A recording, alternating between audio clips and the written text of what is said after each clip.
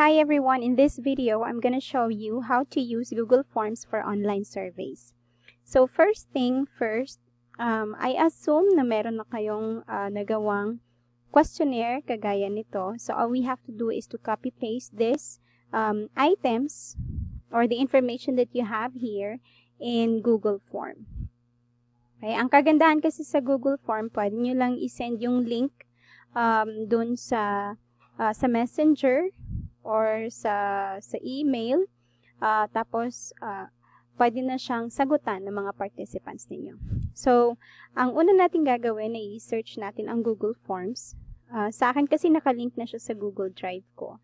But I'm gonna show you kung paano siya ma-access by searching it in Google. So, we have here Google Forms Create. Click nyo lang siya and then you click on, dito tayo sa personal, go to Google Forms.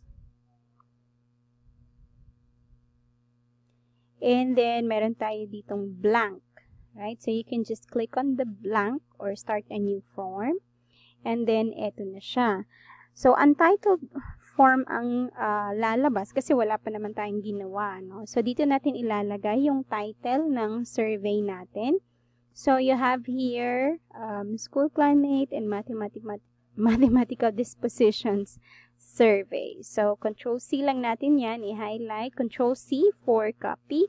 And then, you highlight this one or pag click nyo isang beses, ma-highlight na siya. And then, Control-V for paste. Okay, V as in victory. So, Control-V. So, ayan na yung title ng questionnaire.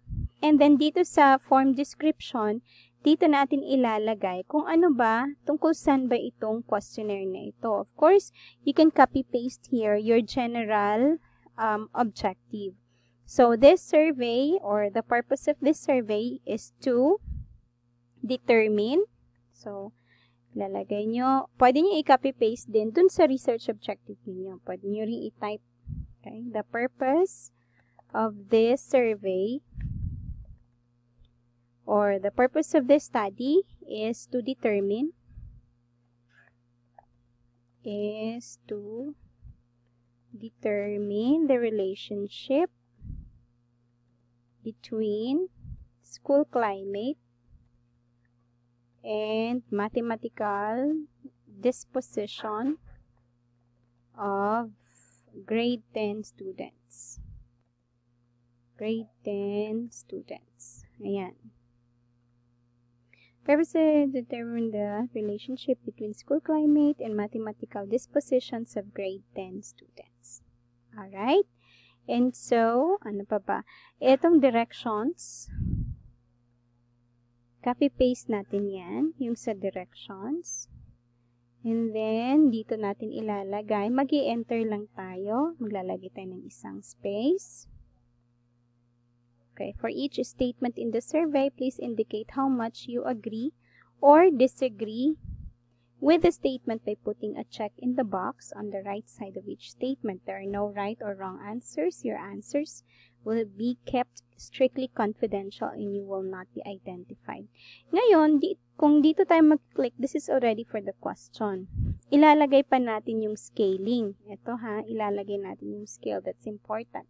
So, ito ngayon ang gagamitin natin pag mag-a-add tayo ng question. Ito naman when we import questions. Ito naman add title and description. So, ito yung gagamitin natin. Mag-a-add tayo ng title. So, we have scale. And then, we are going to copy-paste this one. Control, dito tayo sa description. Ayan. So, ayan na siya. 5, strongly agree, indicates that, okay, andyan na.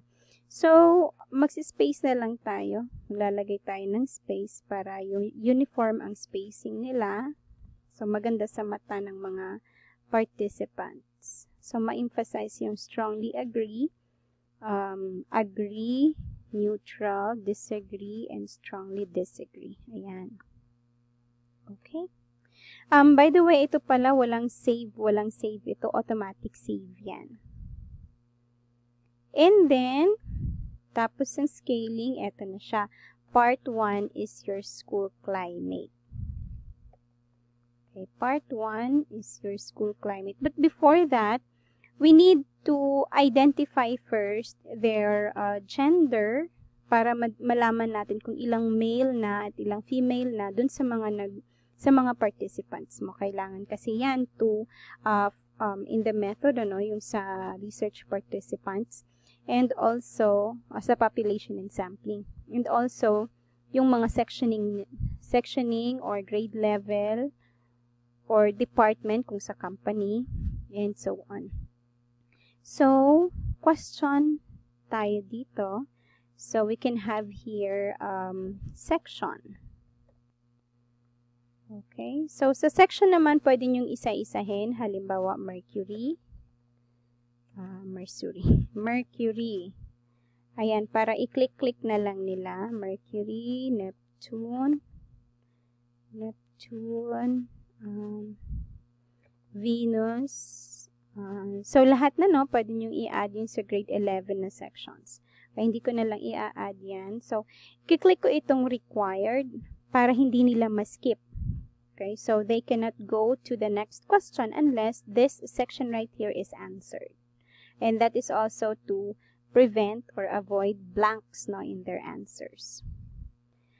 Magdadagdag tayo ng question for their gender. So we need to click this one, add question. And so we have here gender. So, andito may mga suggestions. Pwede nyo i-click yan. Ayan, for the male, tapos female. So, meron ka na, di ba? And then, required ulit para they cannot skip this part right here. Okay? And so, we add another title. Ayan. So, this is for the part 1. Okay? Part 1, school climate.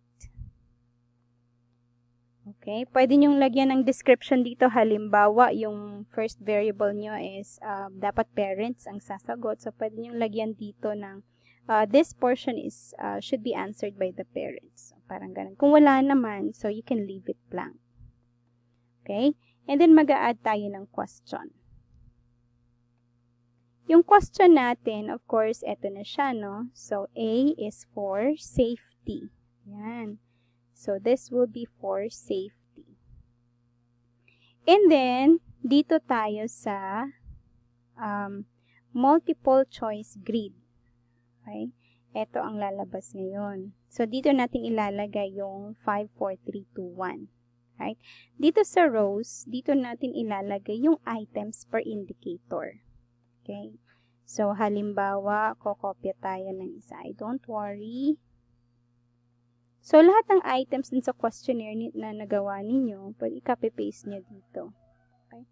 And then, we have here 5. Of course, mauna ang 5, ha? 5, 4, 3, 2, 1. Yung ginamit ko is yung arrow down lang para diretso na siya, parang enter na siya, no? So, 5, 4, 3, 2, 1. And so, you can copy-paste the rest of the items. Huwag yun na isali yung number kasi naman automatic na siya, no? May number na siya dyan. Okay. So, kopyahin nyo lahat, ha. Mag-i-example ako ng may, kagaya nito, mamaya na lang yan. So, ayan, indicator 1. Halimbawa, ayan na, nakopya ko na lahat, ano. So, again, click on this to require a response in each row para walang ma-skip sila. Okay. Again, the option that we have here is multiple choice grid, ha, grid. Kasi may mga checkboxes tayo. So, checkbox grid, ganyan. Ang pipiliin natin again is multiple choice grid.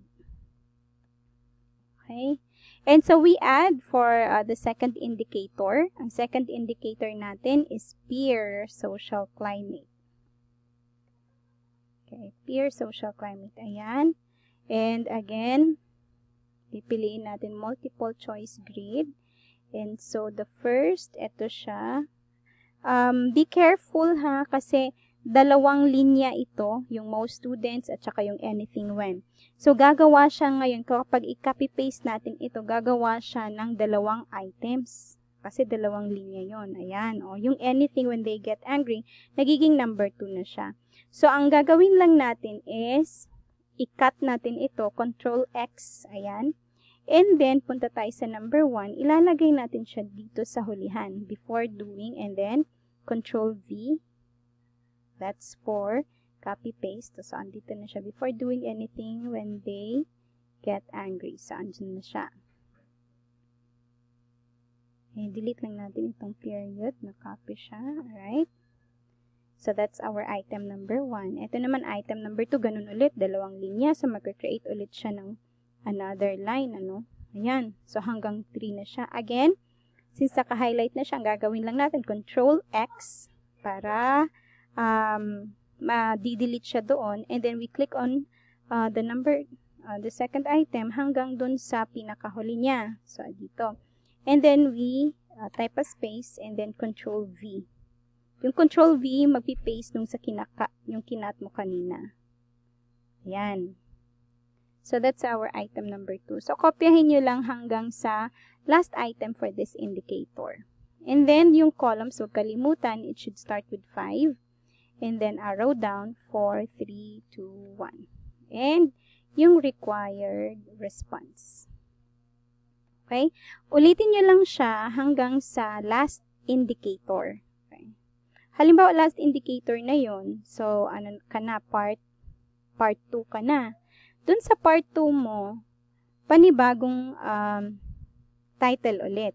Okay? Panibagong title. You add a title, and then you copy-paste your part 2.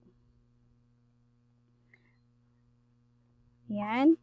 Pwede nyo lagyan ng description dito sa baba kung ang sasagot ba dito parents or students, o kung wala namang ganun, yung student lang ang sasagot talaga. So, you may leave it blank. Okay? And then you add a question for item, for indicator number 1. Kung wala namang indicator, you can leave it as blank. Kung wala kang indicator, pwede nang wala kang description dito, yung part 2 dito mo na siya ilagay, tapos dito yung mga items. Okay. Again, multiple choice grid tayo. And our columns are 5, 4, 3, 2, 1. Alright? And so, first item natin, ito. Ayan. So, nakopya natin, pati ang periods, i-delete lang natin yan. Alright? And yung second item, kopyahin hanggang sa last item. So, again, kapag may second indicator ka pa, you can just add a question. And basically, that's it. So, ayan. Kapag katapos ka na, pwede mong i-click dito sa send. Okay?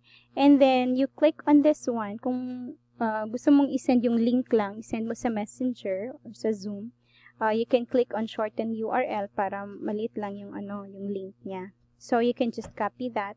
And you can send this in the Messenger. Okay?